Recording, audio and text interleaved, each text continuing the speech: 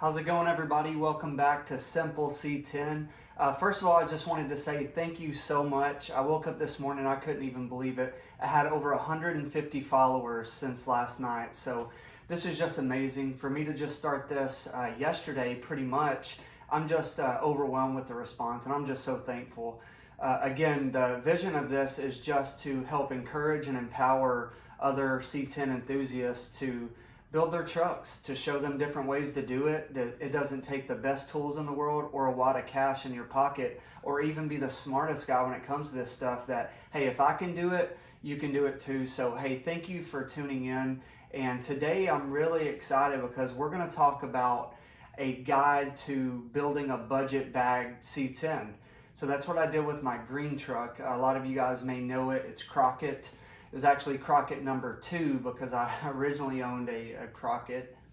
So a lot of the questions that I get are, how low can you go without getting a drop member, or without zing the frame, or without a 4-link even, So my first build with Crockett, it was pretty much an all bolt-on setup.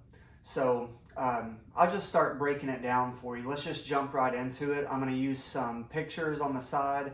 I'm going to have all the links down in the description. If you have any questions, please post them. I'm quick to respond usually, and I just want to answer any of those questions that you have to help you build your ride.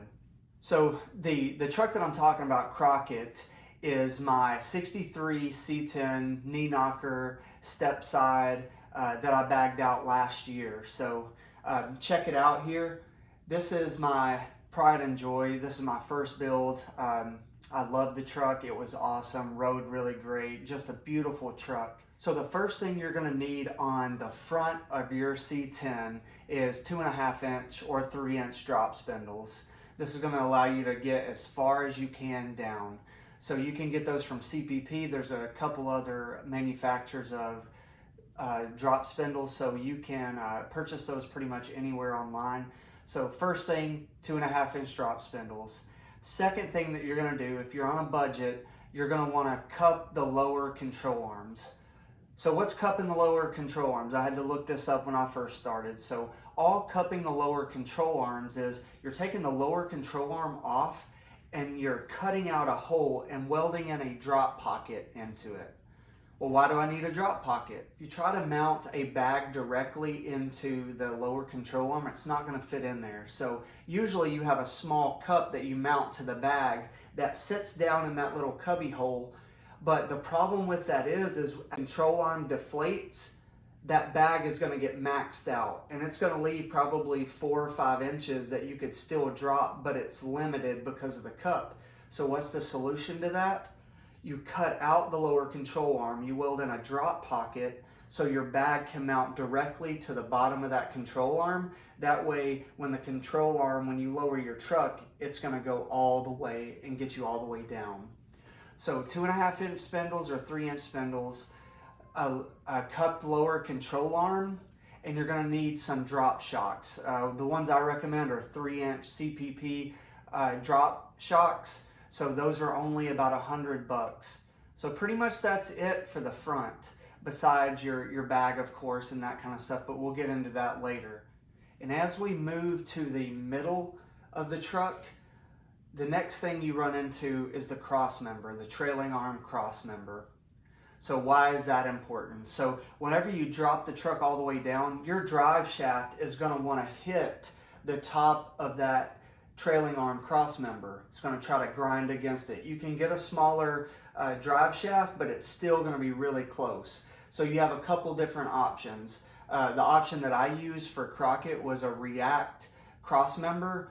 So it was about $250, but it worked out great because it had the exhaust cutouts, it had the adjustable trailing arm positions, and it was a super easy install. So the other option for a cross member, something that Nick Hester does, is he'll notch the top of the cross member where the drive shaft would hit, and he'll weld in a really thick loop that goes all the way to the bottom of the cab.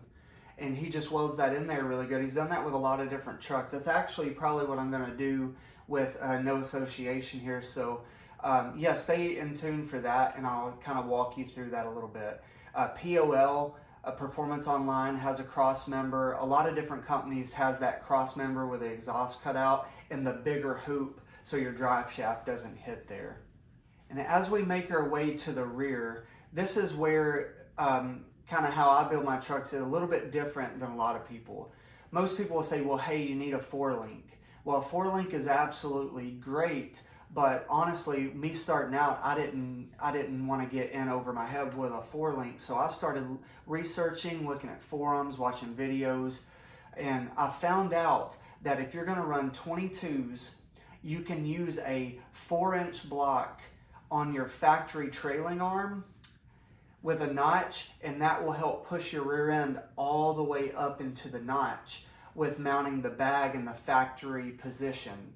So a lot of times you got to have a 4-link, you got to have either a bridge or mount the bags on the 4-link somehow, and it's all this fabrication, and that can seem overwhelming. So the easy way for you to bag the back of your truck, if you're going to run 22s, is to have a 4-inch block on your factory trailing arm. You can get those from Crown Suspensions. I have the link below.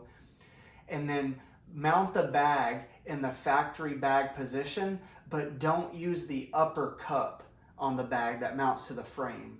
Again, the reason why we don't use the upper cup is because when that bag deflates, it's going to make a bigger section between the trailing arm and the frame, which isn't going to allow the rear end to go all the way up into the notch. So if you eliminate the top bag bracket and bolt that directly to the frame, then you're going to allow yourself about this much more drop up into the notch with that 4-inch block. So this combination so far is going to get you about an inch from laying cross member and an inch from laying frame in the back. So that is so close to not have to get a drop member or do a 4-link. So something I said earlier is you got to have 22s with a 4-inch block in the back. So why is that? That is something they call scrub issues. So if you were to put a 4-inch block on a wheel that's smaller than a 22 and you were to get a flat and that tire goes flat, then your trailing arm or the U-bolt that goes into your trailing arm is going to be lower than the rim is, and it's going to scrape the ground if you have a flat. You won't run into that problem though if you have 22s. The 22 is going to be a little bit below that, so you're not going to run into scrub issues with that. So be careful with this. I've done a couple different trucks this way that I'm talking about, and I've never had any issues because I'm always running 22s on these trucks. So on the back, let's dive in a little bit deeper. I went with the KP Components Monster Notch bolt-in and a Watts link, KP Components Watts link. It's a combination and it all bolts in. So I know a lot of you are thinking, well, hey, that's a bolt-in setup. How strong is it? Well, I was absolutely surprised by how strong the bolt-in setup was. It was super easy to do. I did it in a Saturday. I just woke up, I cut out the notch, the cross member, bolted in the notch, and had everything ready to go by that night. Now that is hard to do with a regular notch or any of a 4-link or any of the things that you're going to do. So it's super easy for those that maybe don't have welding skills or anything like that, that just wants to bag their truck. The only thing with this is that KP Components notch and Watts link, that was about $1,000. That was the biggest cost of this whole build, is for that combination. If you're on a budget and you have some welding skills, you can buy a step notch for just a couple $100 online and weld that in yourself, and then just readjust your panhard bar, get adjustable panhard bar, and then weld that into your notch and adjust that. And that's actually the most cost efficient way. But me, again, I wanted everything to be bolt in, it being my first ride. So I went with that combination, and I think it worked out great. The Watts link was just a game changer. And I love it because it's like having two panhard bars that work with each other. The adjustment, it kept that rear end perfect. When panhard bars, when you raise and lower the truck, sometimes that rear end tries to shift back and forth. The Watts link keeps it perfectly centered, which is great on these trucks because there's so little bit of a clearance there that just any slight movement side to side, you might get into the wheel well, you might rub the tires on something, and that's something we don't want with air ride. We want a smooth ride all the way. So what are the things that I have to do to actually fabricate on Crockett? So I did a few different things.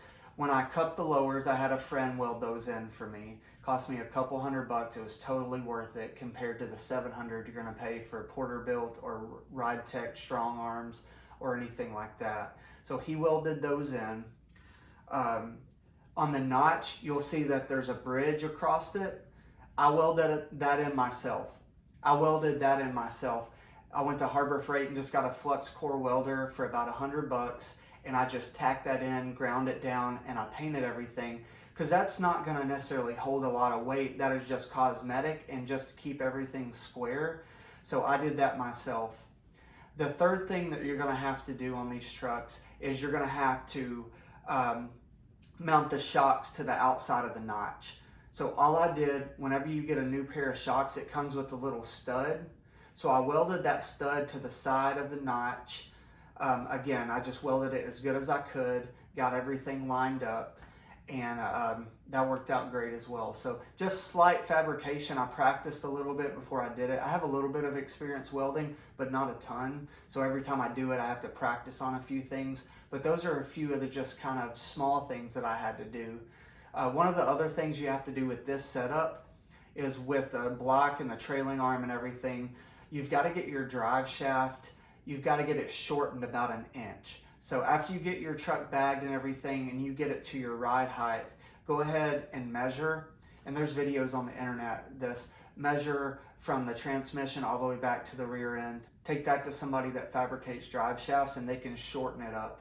So yeah, that's pretty much all the main components that I had to buy for the truck to get it dropped.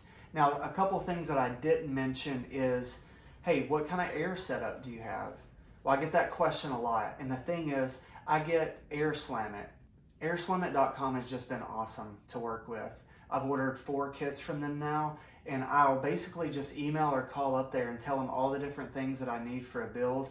They'll come up with a bulk price for that, and it's beat everybody out of the water. And their products, if you've never used AirMax products, I know some people may have a negative idea about those. I've never had an issue with them, and I know a lot of great truck builders that use AirSlamit parts, AirMax parts, and it's just been great. So with Crockett, I went with an AirSlamit kit, but I also got the Level Ride. This is the first time I ever had an air management system on one of my trucks, and Level Ride was amazing. It had an app with it. It was a plug-and-play system, and just a lot of different options on there. So if you are interested in Level Ride, I would encourage you to check them out on Instagram. There's lots of YouTube videos about it. And on the past truck, the blue truck, I used an Airlift 3-piece system, and I absolutely love that system as well. The Airlift 3-piece system is the one that I'm going to use on this truck, and I plan on doing a review on that very soon, so check that out.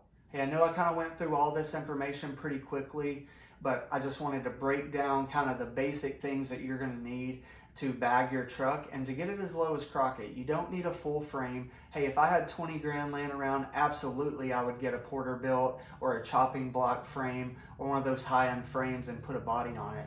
I would, but I'm here to just encourage those that don't have 20 grand like myself. So what can we do with the budget we have? Crockett took about $4,000 from the beginning to the end with all the parts that I need. And that was with the air management system. That's getting as low as I did. That was a great ride with a wonderful Watts link and everything just tidied up. So, hey, I hope this helped you guys. If you have any questions, post those in the comments below, and I'll answer those as soon as I can. And thank you so much just for watching the video, and continue to share and like and all those things. But again, thank you.